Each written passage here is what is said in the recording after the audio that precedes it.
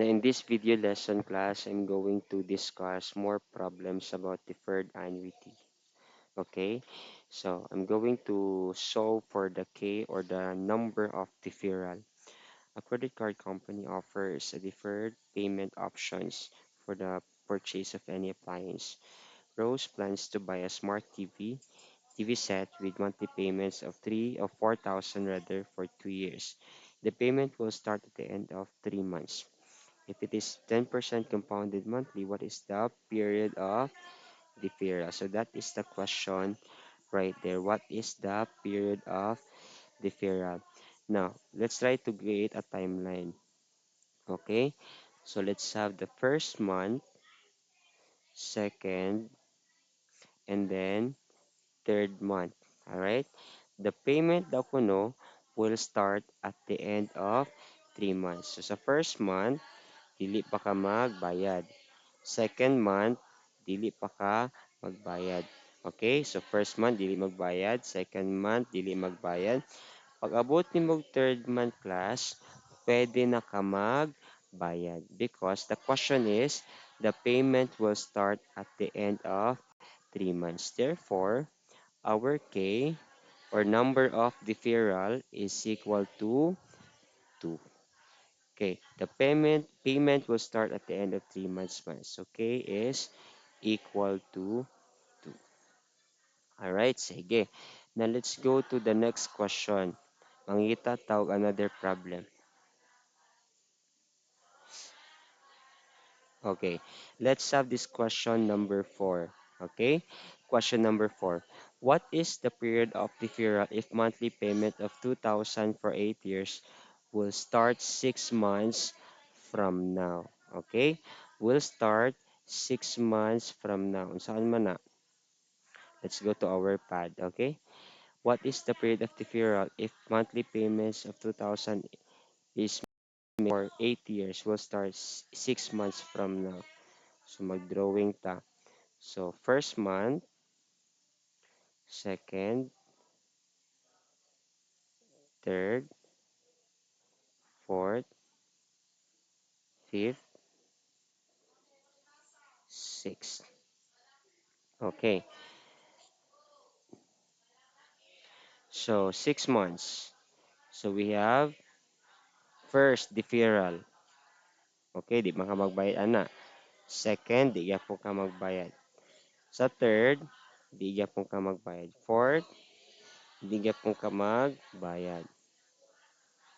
Sa fifth, di gyapon ka magbayad. Pag abot nimo og 6 months, pwede na ka magbayad. Okay? So therefore, what is our K? Our K is equal to 5. Kay kalima man ta nga periods nag-deferred sa ato ang payment. So K is equal to 5. Okay? So I hope that's understand. All right, let's find another one. Okay, let's have number 6. Question number 6. A new businessman debt is to be paid by regular payments of 25,000 paid at the end of every 3 months for 8 years for his products. The first payment will be done after 3 years pa. Okay, after 3 years uh, magbayad. All right. Now let's try to make a drawing.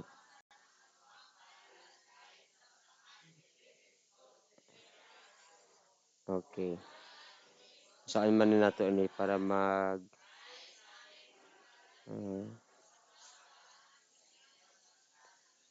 for a while. This is 5.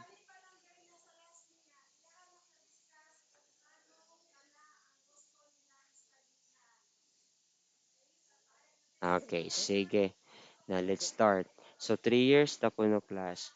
The first payment will be done after 3 years. So mag-drawing ta. Pero quarterly man kay every 3 months. So sa isa ka tuig, atong bahinon ka apat. So first year, 1. Sa katuig, 2 ka tuig, and then tulo ka tuig. Okay? Now after that, so we have to divide the 1 year into four kay quarterly man every 3 months man. So 1, 2, 3, 4. Dili din ka magbayad. Or dili ang ato ang time nga supposedly magbayad ka. So 1, 2, 3, 4. Okay, dili period na ni siya. Okay? So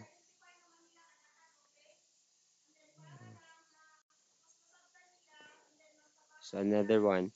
So 1, 2, 3.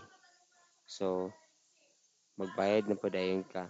So I mean magbayad ka tanan ha sa every quarter kay every quarter man. Okay, i-circle na lang ako tanan.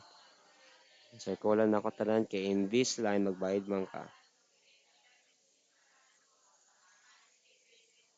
Okay. So okay, dali circle sa nato. Okay, quarterly man class, okay? So palig kog check ha quarterly man. So sa isa ka tuig ikapat magbayad. Another year kapat magbayad. Another year kapat magbayad. Now, um atong tan-awon ang period of deferral. So first nga quarter dili pa. Okay, first payment will be done after 3 years man. So dili pa ni sila sa first year. Okay, sa second year, samot, di gihapon. So x gihapon ni siya. Okay, x. Pag-abot tayo class sa tumoy, ang question, pag-abot sa tulo ka tuig, magbayad ka dili. Okay, okay. First payment will be done after 3 years man. Since kay after 3 years, pag-abot ni mog 3 class, dili pa ka magbayad. Dili pa ka magbayad tungod kay after 3 years man dako no. So what is our K? Our K is 1, 2, 3, 4, 5, 6, 7, 8, 9, 10, 11, 12. Dusi ka buok. That is 4 times 3 is equal to 12. Therefore, our number of deferral is equal to 12. Dusi ka bayaran nga dili ka makabayad. Okay? Sige. Okay. So let's find another problem. Let's have number 7. A father decided to buy lot only as debt is to be paid by regular payments, 3,500 paid at the end of every 2 months class. So by monthly for 5 years. The first payment is due at the end of 1 year. How many periods of deferrals are there? Okay, so atong showed ang period of deferral. Sige, select sa nato ni at delete. Alright, sige, let's start. Mag-drawing ta ha. So sa isa ka tuig, um, pila man ni kabayaran? Kasi sa isa ka tuig kay by monthly man kay every 2 months. So 5.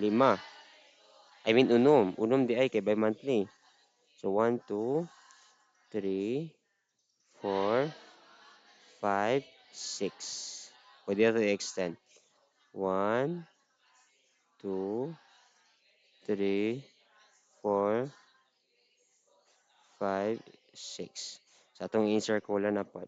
Sige. 1, 2, 3, 4, 5.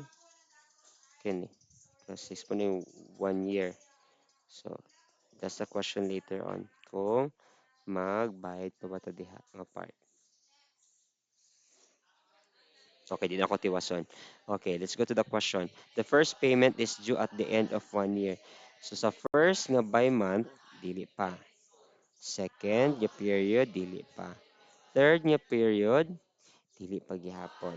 Fourth and fifth, dili pa gihapon. The question is, paabot ba og ika-anom nga period? Magbayad pa ba ka? Okay, 1 year naman na paabot sa unom ka period. Okay? First payment is due at the end of 1 year. Meaning, pwede na ka magbayad. So, what is our K? Pwede na ka magbayad klase sa dili sa X. Pwede ka magbayad diha. Alright? So, what is our K? Atong ihapon. We have 1, 2, 3, 4, 5. So, K is equal to 5. Let's try to check.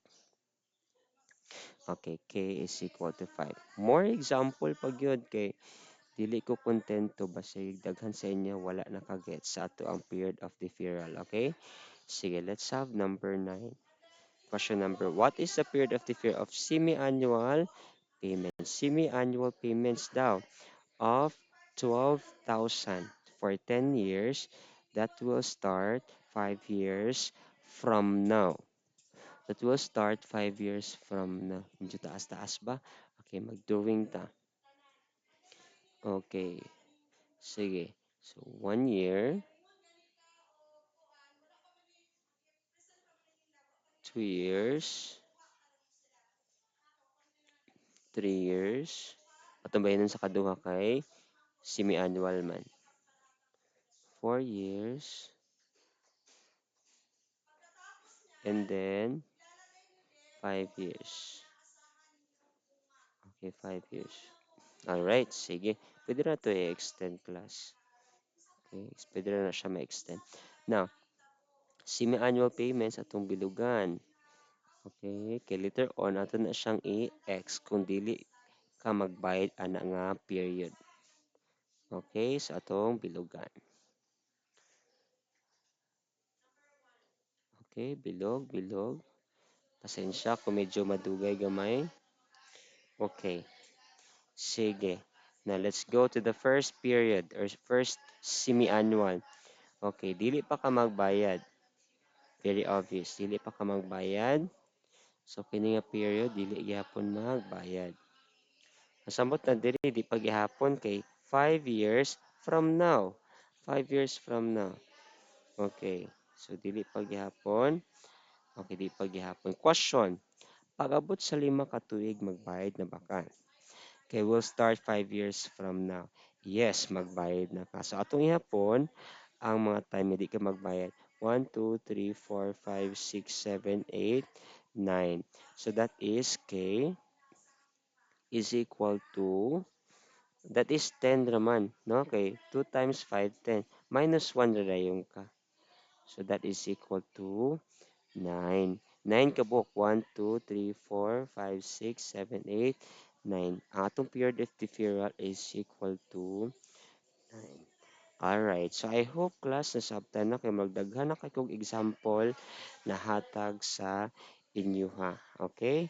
So last na lang gyud ni napakoy nakita isa. Okay, napakoy nakita isa, number 13 class. What is the period of deferral of semi-annual payments employee for 10 years that will start 5 years from now? Oy, the same problem. Pareho ra gihapon og answer kay 5 years from now. So 9 ra gihapon ang tubag. Ingani ra gihapon ang tubag class, no? 9 ra gihapon. Tanaw na to. Okay, 9 ra gihapon ang answer class. I hope you understand the questions now. Kung kasi naglibog pa sa klase. So, I try to supplement class more examples kay para for sure good nga wala na naglibog. Alright? Thank you so much for listening.